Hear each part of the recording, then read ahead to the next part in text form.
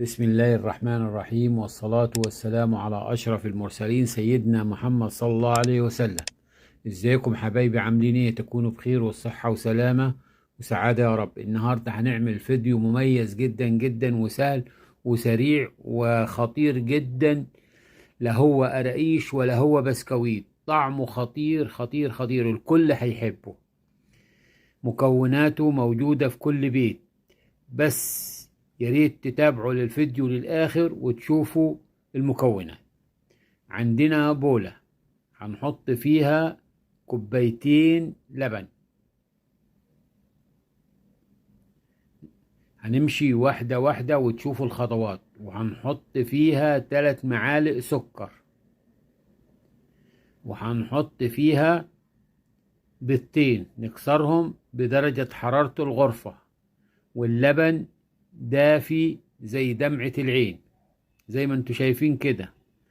بعد كده بنحط 1.5 معلقة خميرة، وبنحط 2 معلقة أو 1.5 معلقة نشا، وبنحط 3/4 كوباية زيت، وبنحط معلقة فانيليا، وبنحط ذرة ملح، معلقة صغيرة ملح، وبنحط 2 معلقة خل. ونبتدي نقلب المكونات كلها دي مع بعض لحد ما تتجانس. نبتدي نضرب فيهم لحد ما يتجانسوا ويبقوا زي قوام الكريمي كده، زي ما انتوا شايفين كده. بضربهم ضرب مبرع لحد ما السكر يدوب معايا برضو اللي انا حطيته، وكل المكونات تتداخل مع بعض.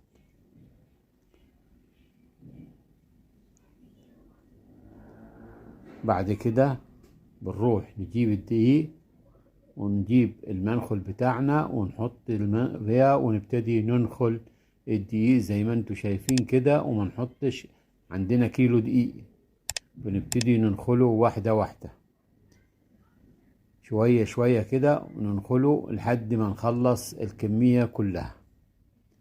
ونبتدي نعجن بالمعلقة لأنها بتلزق في الإيد في الأول، لحد ما تاجي العجينة كلها. نحط الدقيق كلها وتدينا عجينة طرية كده. عجننا كل الكمية ده، حطينا كل الدقيق ونبتدي نعجن فيها، وتدينا عجينة طرية، ما تكونش عجينة متماسكة.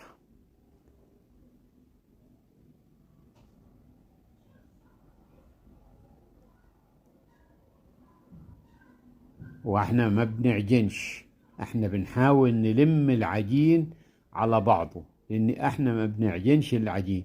وكده العجين بقى تمام معانا.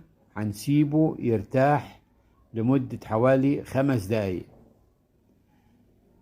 واحنا ما زودناش اي مية تاني او اي سوائل من السوائل اللي احنا حطيناها في الاول. وبتبقى العجينة كده مفتحة، ما بتكونش ملسة. بنسيبها لمدة 10 دقايق أو ربع ساعة، وشكلها بعد ربع ساعة هنبتدي ناخدها نهبطها شوية كده، وناخد منها جزء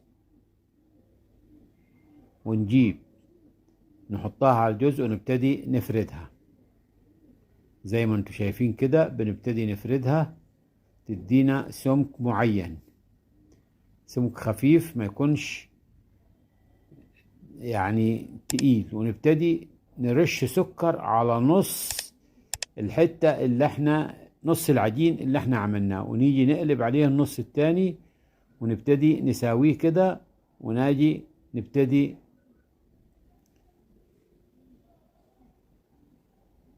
نعمله بالنشابة مرة تانية زي ما انتوا شايفين كده.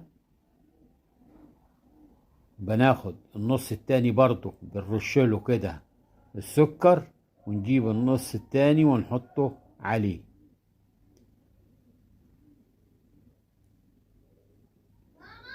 ونساوي الأطراف بتاعتنا. ونيجي نعمل بالنشابة تاني، وهكذا. هي كل الشغل في المنطقة دي. ونجيب السكر ونرش برضو في الربع، في النص التاني زي ما انتوا شايفين كده. وبعد كده نجيب العجين زي كده ونسويه، ونبتدي نفرده مرة تانية. نفرده أكتر من مرة، ونحط بين كل والطبقة والتانية سكر.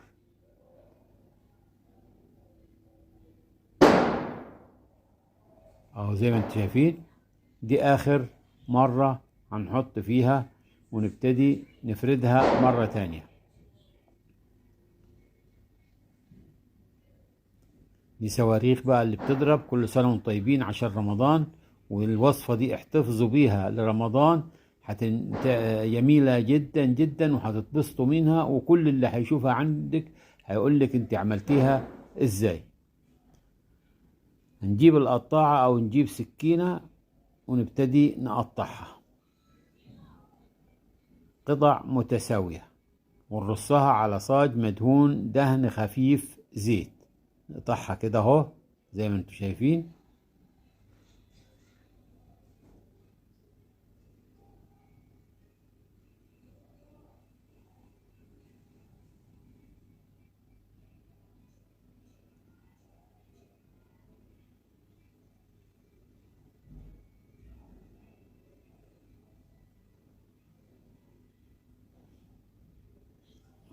زي قطع متساوية، ونبتدي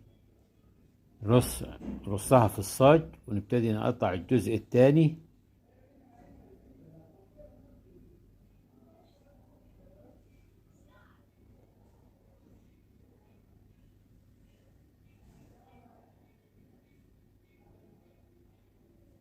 ونبتدي نرصها في الصاج.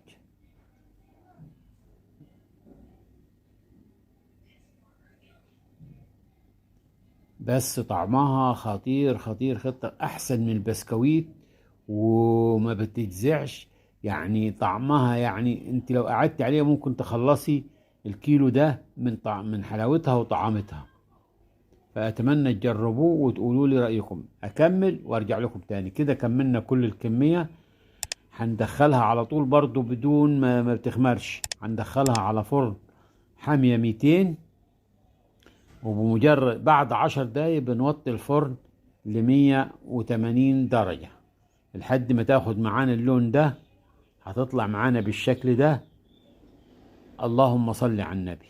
وبكده نكون وصلنا لنهاية الفيديو. لو عجبكم الفيديو يا ريت لايك واشتراك وتفعيل زر الجرس ودعوة حلوة منكم.